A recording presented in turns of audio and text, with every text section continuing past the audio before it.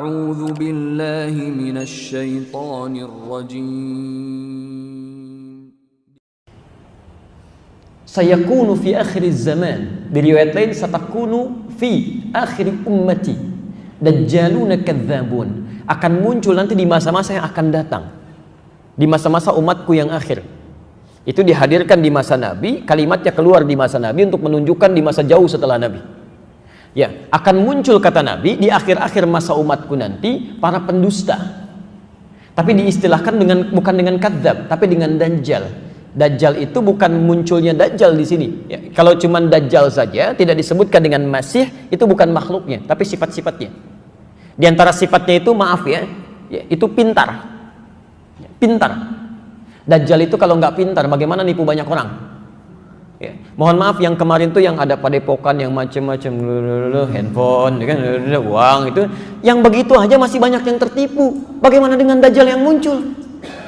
Makanya itu hati-hati Pak, kalau nggak disiapkan bekal dari sekarang itu, pada yang kecil-kecil sudah lemah iman, bagaimana dengan yang dahsyat nanti tuh? Nunjuk ke langit hujan tuh. Ya nunjuk ke tanaman mati gitu. Itu bahaya gitu ya. Tapi ada sifat-sifat dari situ yang kemudian kata Nabi itu muncul menyerang orang-orang yang mengatakan dirinya muslim. Dajjaluna kadzabun, para pendusta, mereka orang pintar. Tapi bicaranya bukan dusta masalah dunia. Ya, maaf, kalau pedagang, pebisnis, pengusaha yang dusta itu kita temukan keseharian. Maaf, yang punya kedudukan dusta mudah didapati. Yang jadi masalah ini dusta dalam masalah agama disampaikan oleh orang pintar. Kalau orang yang tidak punya gelar, orang-orang biasa itu bicara masalah agama, tidak paham, kita bisa tinggalkan. Tapi kalau yang profesor, yang doktor, yang macam-macam gitu kan, tiba-tiba bicara masalah agama dan kata Nabi dusta isinya. Itu yang bahaya. Pernah dengar kalimat ini? Semua agama itu sama. Ya. Cuman caranya beda-beda. Menuju pada Tuhan yang sama. Pernah dengar kalimat itu? Saya mau tanya, yang nyampaikan orang bodoh apa orang pintar? Silahkan cek gitu ya. Saya mohon izin ya, sebodoh-bodohnya orang jahiliyah itu nggak pernah nyampaikan begitu. Sebodoh-bodohnya orang jahiliyah Pak. Dulu pernah ada di masa Nabi SAW utusan datang kepada Nabi itu ya. Dan itu orang-orang Masya Allah datangnya malam Bu kepada Nabi SAW. Beberapa orang mengatakan, Muhammad, kita memang beda. Tuh ngaku kita memang beda. Tapi jangan sampai perbedaan ini menjadikan kita berselisih dan berperang. Kita gantian aja lah. Ya, sekarang kami yang coba menyembah Tuhan kamu. Malam ini langsunglah seketika. Besok-besok kamu yang ikutan ke kita. Ya. Apa yang terjadi? Turun surah Al-Kafirun. Qul ya ayyuhal kafirun la a'budu ma ta'budun. Selesai. Muhammad katakan pada orang-orang yang tidak beriman itu. Ya, kafir itu orangnya. Yang tidak beriman itu mutlak orangnya. Ya, ini rumus ya. Kalau di Quran tidak disebutkan siapa orangnya, kapan kejadiannya, artinya peristiwa itu akan berulang di masa yang akan datang dengan tokoh dan nuansa yang berbeda. Di sampai hari ini pun akan ditemukan non-muslim, walaupun tidak menyakiti, tapi suka ngajak-ngajak. Ya, Idul Fitri ikut-ikutan pakai atribut kita. Begitu dekat-dekat hari rayanya, disuruh pakai atribut mereka, gitu kan? Ada yang begitu tuh. Ada Pak, Car Free Day, karnya yang free, yang lainnya enggak. Biskuitnya datang, ininya datang, obatnya datang gitu kan. Ngajak-ngajak, nyerang sih enggak. Cuman kata-katanya nyebelin gitu ya. Dari zaman Nabi sudah ada. Tolong sampaikan pada orang-orang seperti itu kalimat Qur'annya la a'budu, sampai kapanpun. Tapi jangan pakai bahasa Quran lah, nggak akan nyambung. Cukup sampaikan, maaf Pak, seperti Bapak ini dari dulu sudah ada 15 abad yang lalu. Bapak bukan cuman ketinggalan, bukan cuman kesiangan, kemalaman, kesorean, kepagian. Dulu sudah ada. Dan kalimat kami sangat indah. Silahkan Bapak masing-masing ibadah, kami masing-masing. Selesai. Jangan buang-buang waktu pada yang tidak jelas. Saya sampai hari ini bukan cuman bingung, kadang-kadang kesel Pak. Setiap mau muncul di bulan Desember mau ke akhir-akhir, selalu saja datang pertanyaan. Bagaimana hukumnya mengucapkan selamat pada perayaan agama lain? Kenapa nggak pernah selesai? Kan dari dulu ada tulis pertanyaan begitu, kenapa nggak pernah tuntas gitu kan? Dan itu munculnya pun setiap tahun sekali gitu. Mau dekat-dekat baru keluar lagi. Emang 11 bulan berikutnya pada kemana pertanyaan itu? Kan jadi nggak ada kerjaan gitu kan? Sama persis tuh begitu Ramadan. Mana yang benar? 23 apa 11 rakaat? Tiap tahun kenapa nggak selesai-selesai? Coba hadapi sesuatu dengan bening gitu, lihat pelan-pelan itu. Jelas sampai sini ya? Jadi Bapak dan Ibu sekalian, yang tadi itu ya, Jadi sebodoh-bodohnya orang jahiliyah itu Nabi sampai mengatakan, yang terbodoh di zaman jahiliyah mengatakan kita beda. Orang pintar setelah keluar dari jahiliyah bisa mengatakan semua agama sama. Jadi sebetulnya yang pintar siapa? Orang jahiliyah apa orang-orang sekarang? Agak beda tuh. Sayang-sayang kalau sekolah tinggi-tinggi hanya untuk menunjukkan bahwa lebih bodoh dibandingkan orang jahiliyah. Kan agak kacau. Makanya kalimat nabinya, iyyakum wa iyyahum. Hati-hati dengan mereka itu. Kalimatnya menggunakan kata iya, sama dengan ini. Itu disamakan dengan bahayanya penyakit dengki, Pak. Jadi kalau ada orang-orang seperti tadi, maaf ya, yang mengatakan semua agama sama, perlu dibangun toleransi tapi dengan cara yang salah, itu sama dengan bahayanya penyakit orang yang punya penyakit hati dalam jiwanya. Hasad. Ya. Apa yang terjadi dengan itu? Lihat kalimatnya. Fa innal hasada ya'kulul hasanati kama ta'kulun narul hataba. Penyakit iri itu kalau tidak segera diobati, kata Nabi, itu akan mengambil pahala-pahala kebaikan seperti api menghabiskan kayu bakar. Pernah lihat api, Bang? Nyala di kayu bakar, Bu? Maaf, kalau apinya nyala, itu kayu bakarnya langsung habis gak? Tidak, pelan-pelan. Begitu api nyala, kayu bakar habis. Kompor gak akan nyala itu. Dulu kan pakai kayu bakar kan? Begitu api dinyalakan, kayu habis. Ya bagaimana masaknya? Pasti pelan-pelan itu, begitu dinyalakan habis dikit-dikit, dikit-dikit, dikit-dikit. Itulah bahayanya hasad. Iri hati itu kalau nggak diobati tanpa sadar, sedikit-sedikit pahala hilang. Ya. Bagaimana cara hilangnya? Ditafsir di hadis Muslim atau hadis 5611 dari Abu Hurairah. Lihat kalimatnya. Atadrunal muflis, kata Nabi, tahukah kalian orang yang bangkrut kehilangan pahala itu? Orang yang bangkrut tahukah kalian, kata Nabi?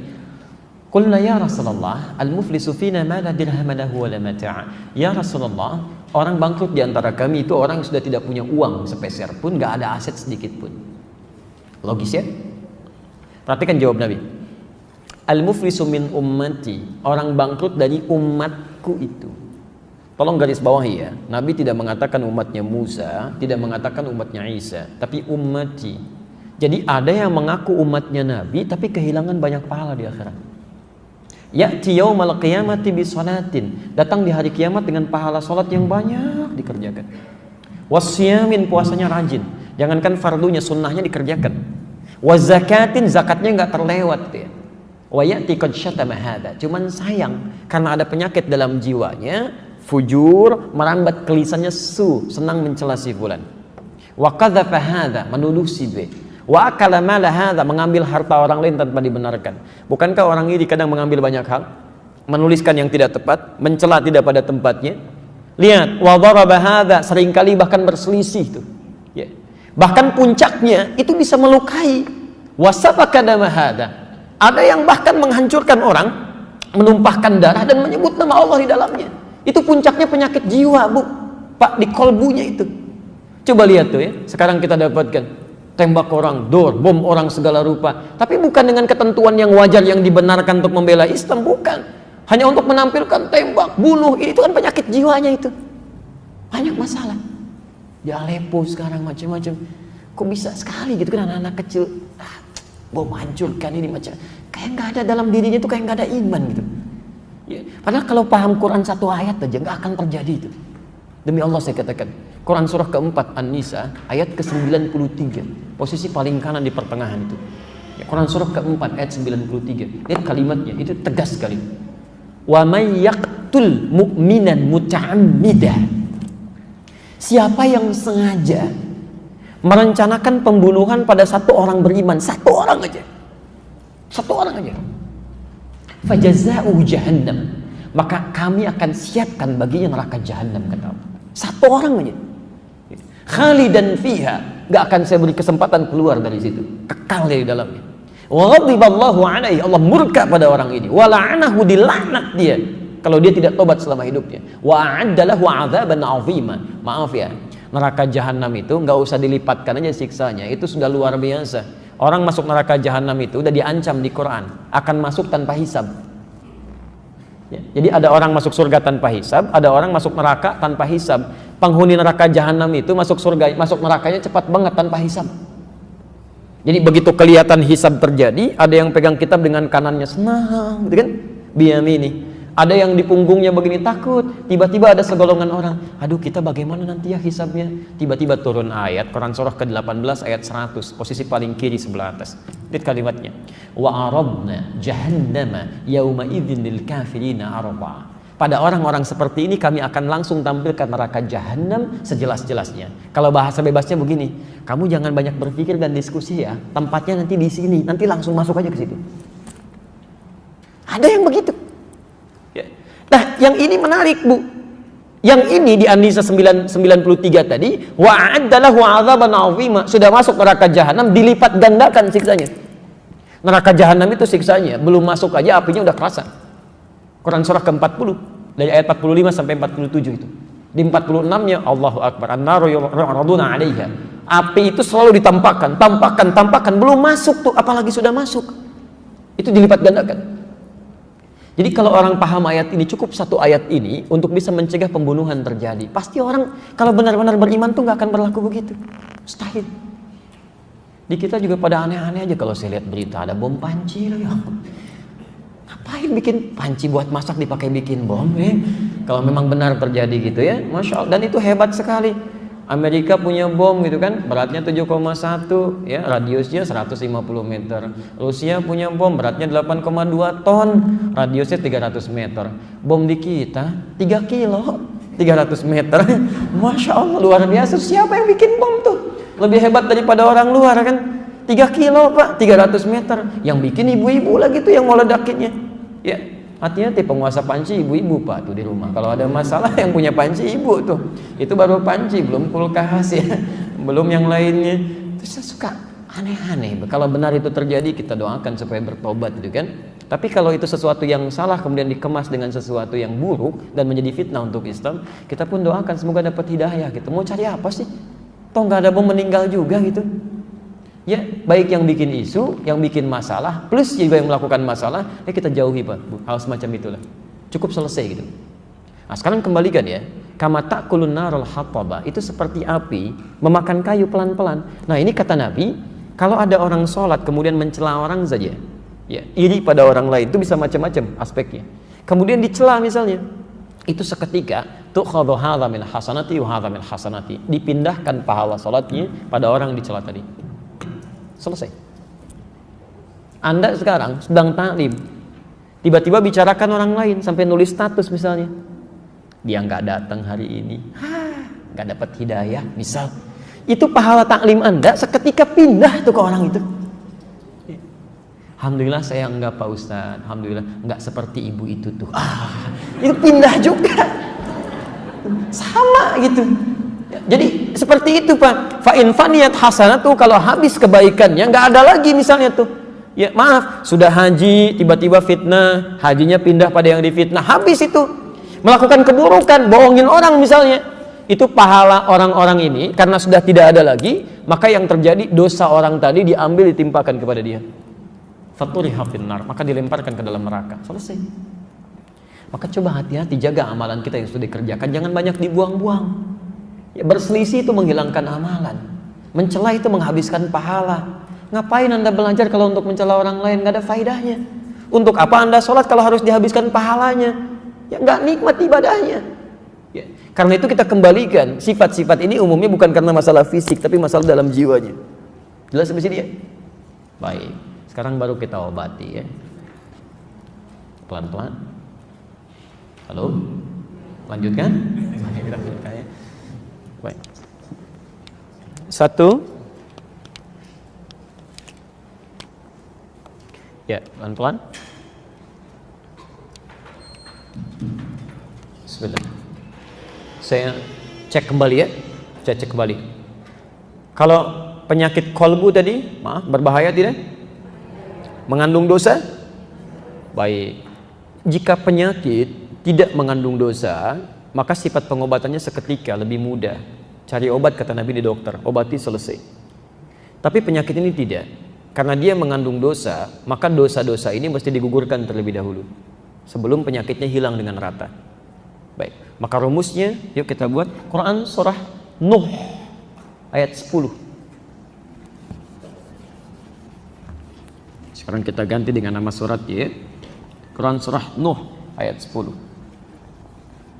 Faqultu astaghfiru rabbakum innahu kana ghaffara.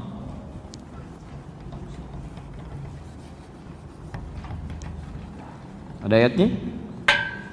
Faqultu astaghfiru rabbakum innahu kana ghaffara. Istighfar. Alhamdulillah.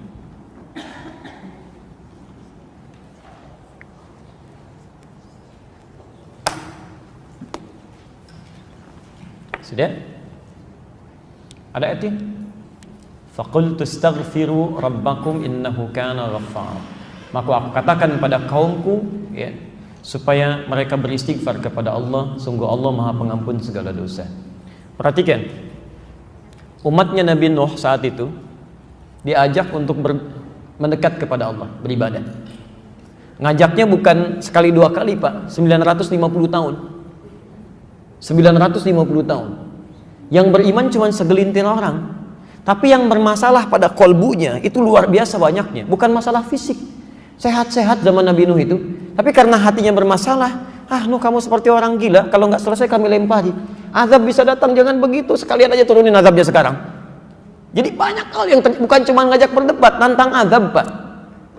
Ketika penyakitnya ada dalam jiwanya disadari oleh Nabi Nuh, maka apa yang pertama kali disampaikan oleh beliau? Lihat kalimatnya, ini rumus cepatnya. Rumus cepatnya. Sekarang perhatikan sebentar ya, sebelum saya masukkan betul obatnya. Lihat gini. Tadi kalau penyakit jiwa, kolbu berdosa tidak? Dosa ya. Sekarang perhatikan. Perhatikan sebentar. Oh maaf, ini apa? Bukan, ini gelas Pak ya. Isinya air. Sekarang lihat. Saya lagi, ini apa? Gelas ya. Terbuka atau tertutup?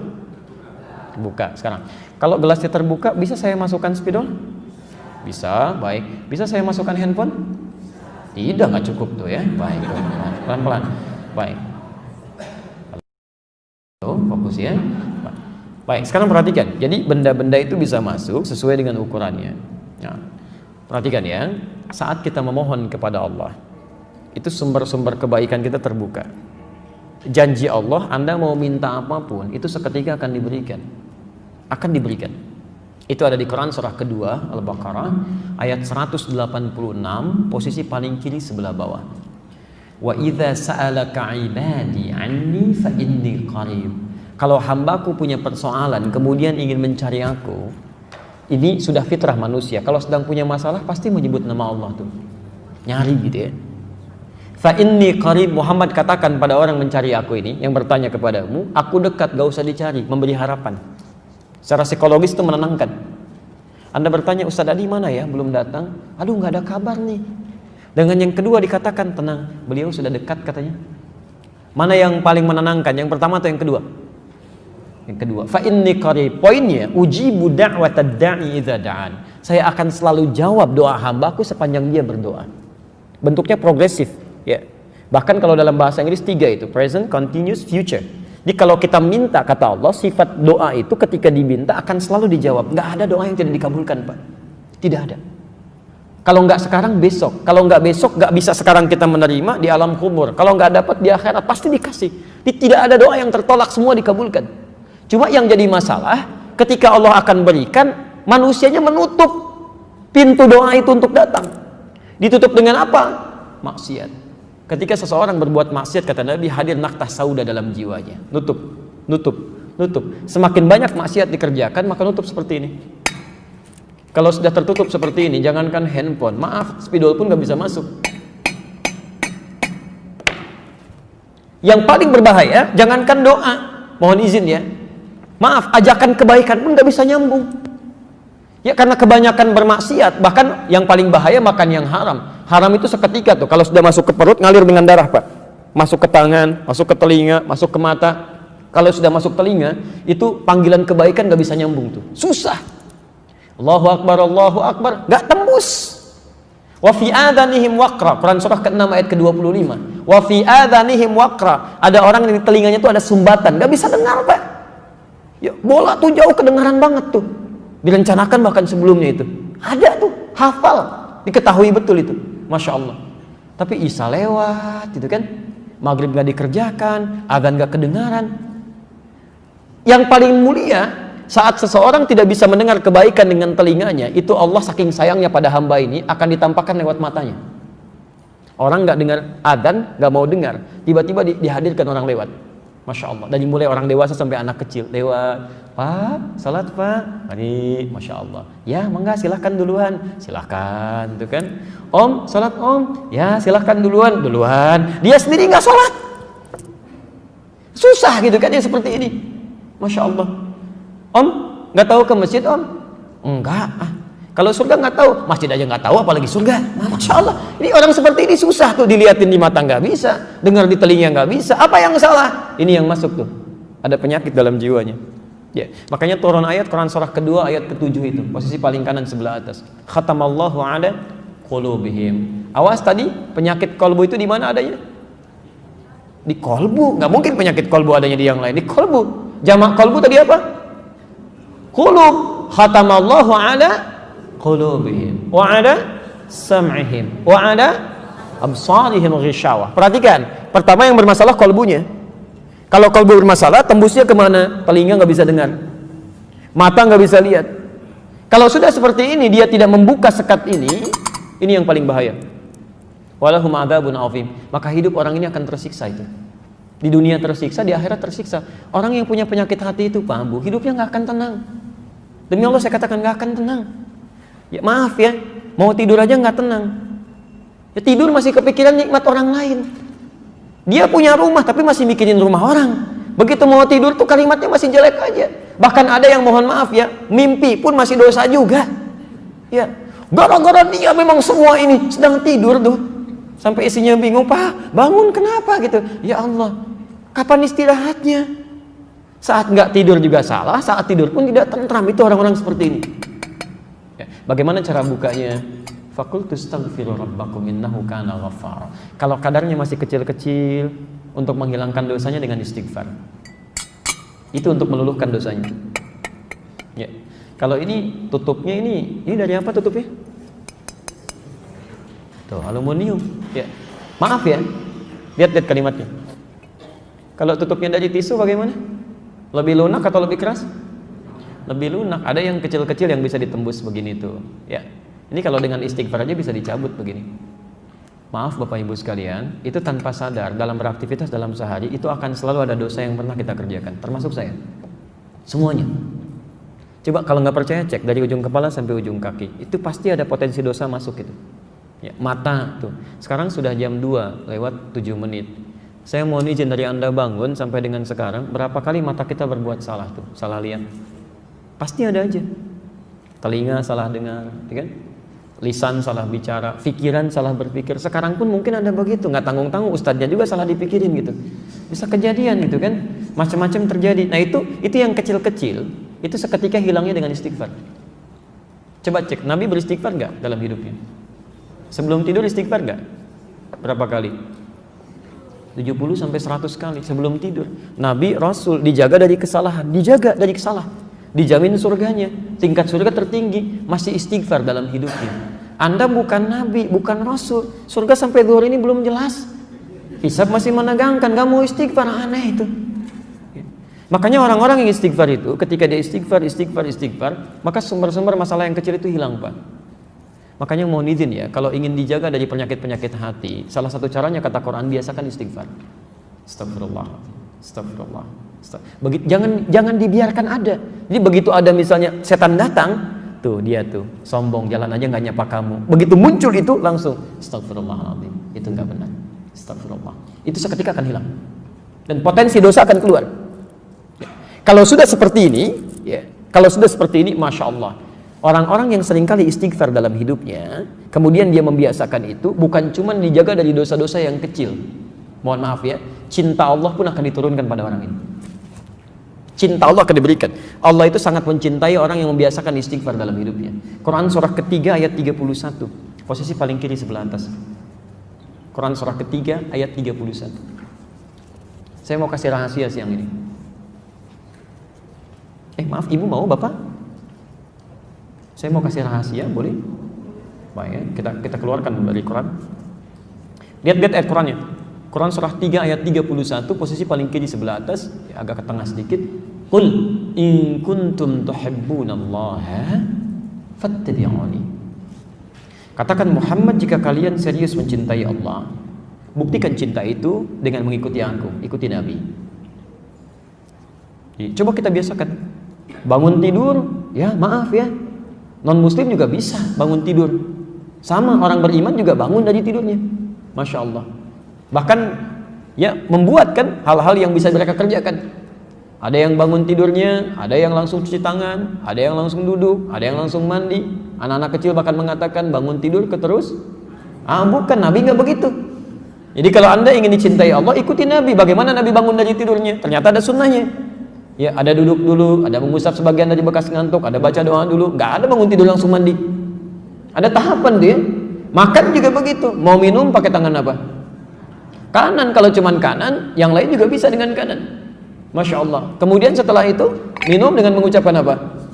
Bismillah. Masya Allah. Setelah itu minumnya sambil berdiri atau sambil duduk? Duduk. Masya Allah. Turunannya kan ada semua tuh. Ketika Anda bisa ikuti itu, maka lihat kalimatnya. Fattabi'uni yuhibbukumullah. Ini yang mau saya turunkan rahasianya. Bismillah. Kalau Anda serius cinta Allah, persamaannya ikuti Nabi SAW. Sekarang perhatikan, ini rahasia besarnya ayat ini. Kita turunkan persamaannya. Orang yang bisa mengikuti tuntunan Nabi dalam kehidupannya, maaf bukan cuma sholatnya ikut Nabi ya, tapi lisannya pun ikut Nabi, pandangannya ikut Nabi, gitu kan? Kebiasaannya ikut Nabi. Maka yuhibbukumullah, cinta Allah akan diturunkan. Yuhibbukumullah, Allah akan cintai kalian. Yang menarik, kemudian diberikan persamaan oleh Quran. Perhatikan persamaannya. Wa yaghfir lakum dzunubakum. Kalau Allah sudah mencintai seorang hamba, ternyata bukan dunia yang pertama diberikan. Jadi kalau bapak ataupun ibu mendapatkan kemuliaan dunia, jangan dulu bangga. Belum tentu Allah cinta dengan itu. Jelas ya? Nah, apa yang Allah berikan? Wa yaghfir lakum dzunubakum. Allah akan ampuni dosa hambanya. Ampunan dosa. Jadi orang-orang yang dicintai Allah itu, seketika yang Allah berikan pada orang ini, Allah ampuni dosanya. Gugur, dihabiskan semua. Gugur, selesai. Yang paling menarik, sekarang perhatikan persamaannya. Cinta Allah bersanding dengan ampunan dosa. Kalau kita buat persamaan terbalik seperti ini, berarti orang-orang yang sering meminta ampunan dosa dari Allah itu berpotensi lebih cepat mendapatkan cinta Allah Subhanahu wa taala. Perhatikan persamaannya. Orang yang dicintai Allah maka akan diampuni dosanya. Persamaan terbaliknya, orang yang sering meminta ampunan dosa bukankah akan cepat mendatangkan cinta Allah? Halo? Ya kan? Jadi orang yang sering minta ampunan dosa itu akan cepat mendatangkan cinta Allah. Persamaan terbaliknya. Di orang-orang yang sering istighfar, cara meminta ampunan dosa kunci pembukanya ini istighfar. Di orang yang sering istighfar, astagfirullah, astagfirullah, astagfirullah, masya Allah, itu matanya akan dijaga oleh Allah. Begitu melihat yang tidak baik menurut Allah, dia akan palingkan, astagfirullah, astagfirullah. Tangannya juga begitu, kakinya juga begitu. Dan hebatnya, ini yang paling mulia. Orang-orang yang sudah mendapatkan cinta Allah, ahli istighfar ini, ahli istighfar, kalau sudah mendapatkan cinta Allah Subhanahu wa ta'ala, maka masya Allah, kemuliaannya tanpa meminta pun doanya segera dikabulkan. Orang yang biasa istighfar itu diantara kemuliaannya, Allah akan cepat mengabulkan kebutuhannya tanpa dia harus memintanya. Butuh sesuatu, datang. Butuh sesuatu, datang. Padahal orang ini belum tentu minta. Ini pernah dipraktekkan oleh seorang tukang roti di zaman Imam Ahmad bin Hanbal. Pak, beliau pahami betul konsep ini. Kata Ibnul Qayyim Al-Jauziyah, beliau punya rumus ya, masa setelah Imam Ahmad sampai disebutkan rumusnya. Kalau Anda punya permohonan yang cukup banyak tapi waktunya singkat, kata beliau cukup perbanyak istighfar. Begitu Anda istighfari, itu sebelum dimintakan Allah bisa kabulkan kalau benar kebiasaan istighfar. Ya. Imam Ahmad itu pernah lewat, kemudian beliau datang ke Mesir. Di Mesir masuk masjid. Ya. Begitu masuk ke masjid, tiba-tiba petugas masjidnya langsung mengusir beliau. Ukhruj, katanya, keluar. Itu imam besar, Pak. Dikenal dia seantara jagat ya, cuma saking tawadhunya pakaiannya biasa-biasa. Seperti Syekh Yasin Al-Padangi, Bu. Ya, ibu atau bapak yang dari Padang itu ada ulama besar tuh. Ya, saya sampai hari ini masih kagum, saya terus pelajari. Sampai tadi saya nunggu di mobil tuh saya masih pelajari beliau itu. Ya, bagaimana santunnya, tawadhunya, pakaian macam-macamnya. Itu ahli sanad, Pak, sedunia itu. Sedunia, semuka bumi ahli sanad itu. Ya, itu luar biasa, Masya Allah. Pakaian tampilan sederhana macam-macam. Jadi kalau Anda ke Mekah itu belum kenal pertama kali, mungkin nggak akan kenal kalau itu ulama besar tuh. Kadang-kadang orang tawaf beliau bawain air, zam-zam, setelah selesai dikasihin, duduk pakai sarung begini, pakai kaos, tapi muridnya ada yang dari Mesir, ada yang dari Mekah, ada yang dari macam-macam, itu luar biasa. Ya. Nah, yang paling menarik, Imam Ahmad itu sederhana luar biasa. Ini nggak tahu, ukhruj katanya, keluar. Imam Ahmad karena paham fikih, kata beliau, ana astarih qalilan, saya istirahat sebentar. La, barrah. Barrah itu sudah mulai kasar. Barrah. Kata Imam Ahmad, astari, da'ni astari. Enggak apa-apa, tolong perkenankan saya istirahat sebentar, saya capek katanya. Rawah enta, rawah. Ya. Rawah itu sudah lebih kasar lagi dari kata roh. Maksudnya, tolong keluar dari sini sekalian dengan roh-rohnya. Rohnya pun jangan ada di sini, keluar. Itu kalau Anda ke Mekah misalnya kan, atau ke tempat di Arab, ada orang mengatakan rawah enta, rawah. Itu tandanya lagi marah, Pak. Jangan senyum. Rawah. Itu musir, ya, musir itu, suruh pergi. Kalau bisa rohnya pun jangan di situ, pergi kata orang ini. Imam Ahmad keluar, kemudian di teras itu beliau juga sandaran, disuruh pergi lagi. Begitu keluar dari masjid, jalan beliau, singkatnya bertemu dengan makhbaz, tempat jualan roti. Ya, syar'i rati, menjual dengan syar'i. Ya, baik. Dia setiap datang orang lewat melihat, masya Allah, kalimatnya bagus sekali. Imam Ahmad lewat dipanggil, Syekh istirahat mana? Syekh, tolong istirahat di sini dulu. Kelihatannya capek kan ya. Begitu bikin, perhatikan beda antara sari roti dengan syar'i roti. Yang ini setiap diaduk begini, astagfirullah. Dibikin begini, astagfirullah. Gini, astagfirullah. Selalu istighfar. Kata Imam Ahmad, ya Syekh, ma faidatu istighfarika? Apa faidahnya istighfar kamu itu? Imam Ahmad tahu, cuma ingin menguji ini. Apa manfaatnya katanya? Perhatikan, wallahi demi Allah katanya, tidak pernah saya membiasakan istighfar ini kecuali Allah selalu mengabulkan doa-doa saya. Selalu mengabulkan doa-doa saya. Cuman wallahi cuman satu aja yang belum terkabul sampai hari ini. Mudah-mudahan Allah sebelum mengabulkannya sebelum saya wafat atau dia yang kembali pulang duluan. Apa itu kata Imam Ahmad? Wallahi saya bermohon kepada Allah supaya bisa dipertemukan dengan Imam Ahmad bin Hanbal sebelum saya meninggal atau beliau yang meninggal duluan. Kata Imam Ahmad, Allahu Akbar, rupanya saya diperjalankan ke Mesir ini, masuk ke rumah Allah sampai diminta keluar sampai ke sini gara-gara istighfar kamu ini katanya. Jadi bisa digerakkan gitu. Itu istighfar, Pak. Itu kemuliaannya luar biasa. Ya. Tapi tolong jangan lakukan itu kepada saya gitu. Anda bisa istighfar, Masya Allah. Makanya ahli surga yang biasa istighfar, surganya istimewa, bukan surga biasa. Itu ada di Quran surah ke-51 ayat 18. Lain, Pak, bonusnya itu lain. Ya. Dia ditempatkan di taman surga. Ya. Taman surga itu kemuliaannya beda dengan surga biasa. Kalau Anda insya Allah masuk surga, kalau di surga biasa itu yang melayani pelayan surga, namanya wildanun mukhalladun. Ya, kalau laki-laki dilayani oleh bidadari surga, kalau perempuan oleh pangeran-pangeran surga, cantik dan gantengnya tak terlukiskan. Kata Nabi, nggak usah dibayangkan, mala ainun ra'at wala udhunun sami'at wala khatara 'ala qalbi bashar. Nggak pernah kelihatan oleh pandangan kita, nggak pernah terdengar oleh telinga, bahkan difikirkan pun nggak akan seperti itu. Itu masih kelas biasa. Tapi taman surga yang ngasih langsung semua Allah, tanpa perantara, kun fayakun ada, dan nggak perlu dibayangkan. Dan penghuni surga seperti ini, itu sebelum masuk ke surga pun sudah diperkenankan melihat Allah tanpa hijab. Ada di Quran surah 75 ayat 22 sampai 23, posisi paling kiri sebelah atas. Wujuhu yawma idzin nadhirah. Ada orang-orang yang masya Allah, saat dia dihisab itu wajahnya berbinar gembira. Ya, padahal belum masuk surga. Ya, ila rabbiha nadhirah, karena bisa melihat Allah tanpa hijab langsung seketika. Ya, nggak usah dibayangkan, nggak boleh. Tapi ada seketika. Masya Allah, apa yang terjadi? Quran surah 51 dari ayat 15-nya. Nanti ketemu di ayat 18. Innal muttaqina fi jannatin wa uyun. Nah, sungguh ada sementara orang-orang takwa itu tempat tinggalnya di taman surga. Taman surga, masya Allah. Kalau di Firdaus ya taman surga Firdaus ya. Indahnya luar biasa. Ada karakteristiknya bisa anda bumikan tuh nilainya dalam kehidupan orang di bumi. Akhidhina ma atahum rabbuhum. Ini syahidnya. Orang-orang ini itu akan langsung mengambil apapun di nikmat surganya, diberikan langsung oleh Allah. Gak ada perantara. Akhidina ma atahum rabbuhum. Apa amalannya? Ini yang harus Anda turunkan ke muka bumi. Innahum kanu qabla dzalika muhsinin. Saat di muka bumi, saat di dunia, itu orang-orang ini muhsin, berbuat ihsan. Ya. Kalau Anda ingin jadi penghuni di sini, turunkan karakteristiknya, kemudian tuangkan dalam kehidupan di bumi, Anda kerjakan itu.